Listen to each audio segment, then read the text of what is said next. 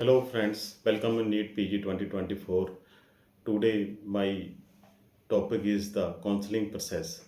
0 percentile क्या होगी या नहीं होगी, कट ऑफ रिवाइज कब होगी और जो बहुत स्टूडेंट्स के जो मैसेज जैसे आ रहे हैं कि काउंसलिंग कब स्टार्ट होगी, स्टेट्स की कब होगी, ऑल इंडिया की कब होगी, ये सभी का जो रिप्लाई मैं वन बाय वन आपको सभी को जो मेरे इस चैनल के साथ जुड़े हैं उनको दूंगा। मैं सभी स्टूडेंट्स को यही कहूँगा कि मेरे चैनल को जिन्हें नहीं सब्सक्राइब किया सब्सक्राइब ज़रूर करना।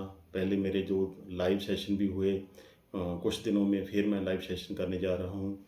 और सबसे पहले तो यही है कि जो काउंसलिंग प्रोसेस है, उम्मीद है कि वो 15 जो सितंबर से काउंसलिंग प्रोसेस का जो स्टार्ट हो जाएगा, क्योंकि दिस वीक जो काउंसलिंग प्रोसेस का शेड्यूल आ सकता है और बाय 20 सितंबर ये काउंसलिंग प्रोसेस शुरू हो सकता है कि ये वन राउंड जो सितंबर में हो जाए, क्योंकि पहले ही बहुत समय बीत चुका है। जो कट ऑफ रिवाइज की बात है, जो कट ऑफ मार्क्स रिवाइज होते हैं वो सभी जो सेकंड काउंसलिंग के बाद होते हैं और थर्ड जो काउंसलिंग से पहले होते हैं।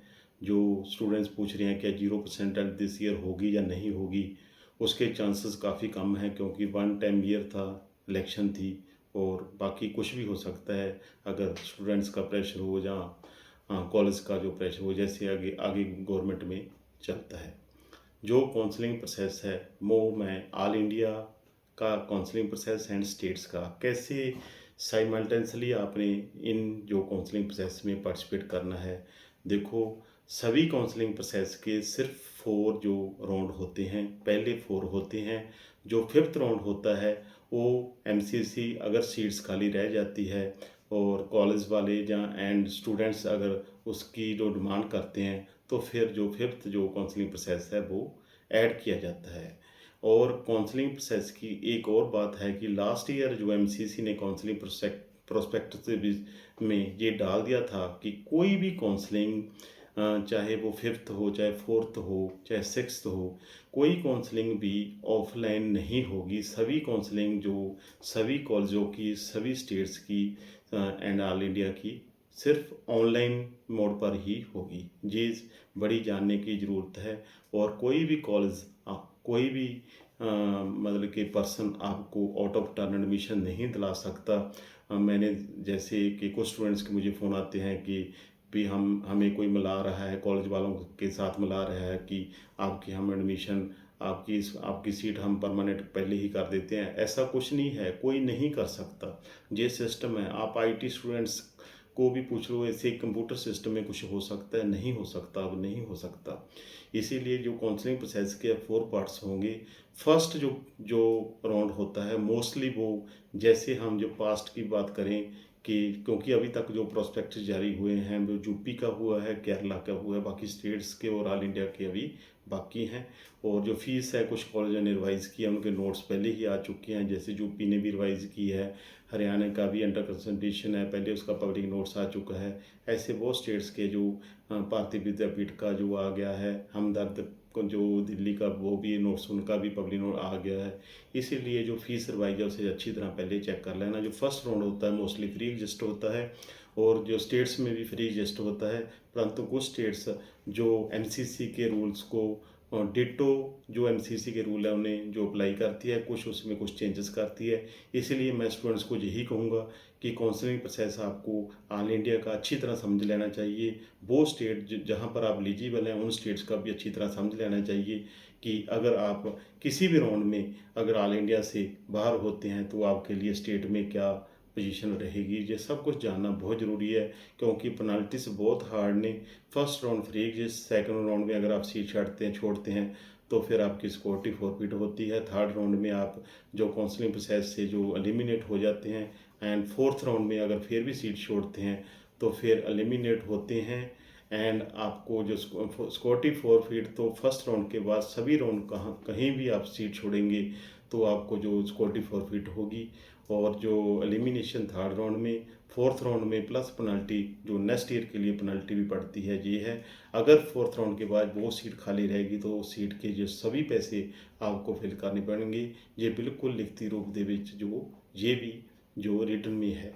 इसीलिए स्टेट के रूल एंड ऑल इंडिया के रूल, और जो भी स्टूडेंट्स प्राइवेट में पार्टिसिपेट करना चाहते हैं, प्राइवेट में चाहे डीम्ड यूनिवर्सिटीज़ हों चाहे स्टेट्स हों, सभी में जो मोस्टली जो स्टेट्स एंड ऑल इंडिया में जो फीस स्ट्रक्चर सिक्योरिटी होती है 2 लाख होती है, जो कि काउंसलिंग प्रोसेस ख़त्म होने से 2 मंथ्स और 60 डेज़ के बाद आपको मिलती है। इसलिए जो सिक्योरिटी में पैसा है वो 2 से 4 मंथ्स जो ब्लॉक रहता है, पहले 2 मंथ्स मिनिमम काउंसलिंग प्रोसेस चलता है, उसके बाद जो पैसा वो आफ्टर काउंसलिंग प्रोसेस जो आपके पास आता है।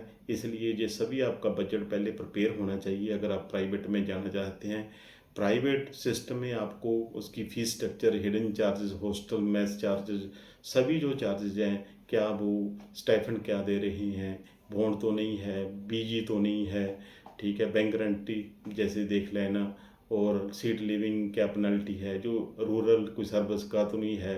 अगर गवर्नमेंट की सीट्स है वहाँ भी जो बॉन्ड स्ट्रक्चर है, क्योंकि जो बॉन्ड स्ट्रक्चर है वो गवर्नमेंट सीट्स में जो स्टेट के साथ साथ चलती हैं, वो स्टेट का बीजी बॉन्ड स्ट्रक्चर है, वहाँ पर बॉन्ड है जो भी है। और जो डीम्ड यूनिवर्सिटीज़ हैं या कोई सेल्फ इंडिपेंडेंट यूनिवर्सिटी, उनका अपना है, प्राइवेट का अपना ही डिफरेंट है। इसीलिए जो प्राइवेट और गवर्नमेंट में डिफरेंस करके ज़रूर देख लेना बॉन्ड में।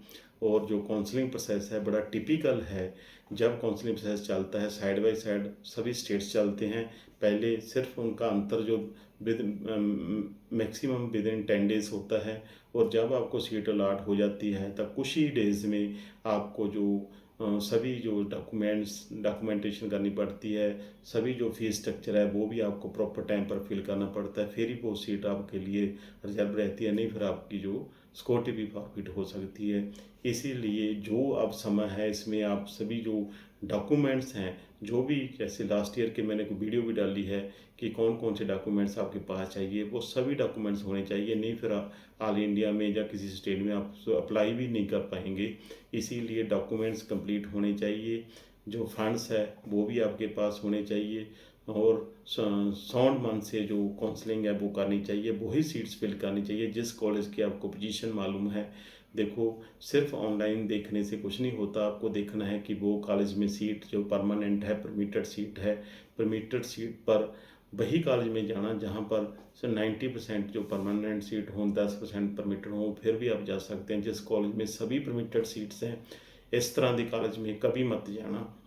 अगर वो परमिटेड सीट परमानेंट में ना चेंज हुई तो आपके लिए बड़ा हार्ड हो जाएगा, उसके काफ़ी ज़्यादा जो टिपिकल सिस्टम है। इसीलिए मैं यही कहूँगा कि जो मेरे साथ जुड़े हैं, मेरे चैनल के साथ जुड़े हैं, मुझे व्हाट्सअप डालो, कमेंट बॉक्स में डालो, मैं सभी का रिप्लाई देता हूँ। देखो, कुछ जो मैं कॉल सभी का अटेंड तो नहीं कर पाता, और मैं यही भी बोला है कि मैं पेड काउंसलिंग करता हूँ पर मिनिमम जो रेट में, और कुछ स्टूडेंट्स की करता हूँ। कुछ मुझे कहते हैं कि हमें प्रॉमिस करो कि ये सीट इस रैंक पर मिल जाएगी। देखो, प्रॉमिस किसी बात का नहीं होता, प्रॉमिस तो उसका भी नहीं है अगर कि आपके पास जो 5000 रैंक है उसका भी नहीं है कि उसे डरमा या रेडियो मिल पाएगी या नहीं मिलेगी। कॉलेज अच्छे माड़े बहुत कुछ है। देखो, प्राइवेट में फिर बजट स्ट्रक्चर है, कहीं जाना है नहीं जाना है, सीट्स हर कॉलेज की एक लिमिटेड सीट्स है। सभी कहते हैं मुझे डरमा चाहिए, रेडियो चाहिए, मेडिसिन चाहिए। अगर किसी को गवर्नमेंट में नहीं मिल रहा, किसी का 5000 रैंक है, वो भी प्राइवेट में जाना चाहता है। ये सिस्टम हमारे मतलब के बना हुआ है कि हम 1 करोड़ लगा सकते हैं पर गवर्नमेंट सीट पर नहीं जाना। नहीं, मैंने सोचा है तो मैं मेडिसिन है तो मेडिसिन करनी है, डरमा है तो डरमा ही करनी है। अरे भाई, मैं तो यही कहूँगा कि अगर आपको गवर्नमेंट सीट मिलती है, आपके मतलब कि मिनिमम बजट में मिलती है, उसमें करो। सभी जो क्लिनिकल सीट्स की वैल्यू है, आप उसमें एक्सप्लोर कीजिए, आप आगे जाइए, आगे डीएम कीजिए, आगे स्टडी कीजिए, बहुत कुछ हो सकता है। इसीलिए जो काउंसलिंग प्रोसेस को, चलो आउट ऑफ टॉपिक था, सॉरी, माफ़ करना, मैं यही कहूँगा कि जो आप जो पहले ऑल इंडिया का प्रोस्पेक्टस आएगा, इन्फॉर्मेशन बुलेटिन आएगा, उसको अच्छी तरह रीड करना, उसका जो भी चार्ट है उससे स्टडी करना, अभी कौन कौन से राउंड में क्या हो सकता है। जो क्योंकि 50% सीट्स है जो ऑल इंडिया की है, उसमें ही देखो MDMS है, उसमें ही DNB है, उसमें ही डिप्लोमा है, उसमें नॉन क्लिनिकल है, उसमें ही डीम्ड है।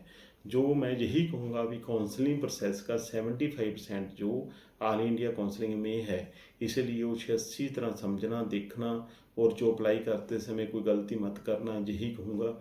जल्दी ही इन्फॉर्मेशन बुलेटिन हो सकता है एनसीसी का जारी होगा, और जो रिवाइज कट होगा मैं पहले ही बता चुका हूँ भी अभी जो सेकंड काउंसलिंग के बाद की बात है।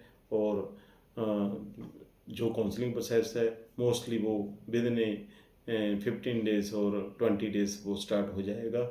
इसीलिए जो भी आपने पहले प्रिपेयर करना है भी, कहाँ एडमिशन लेनी है, कहाँ अप्लाई करना है, जो भी लेट्स आप दी प्रिपेयर कर लेना।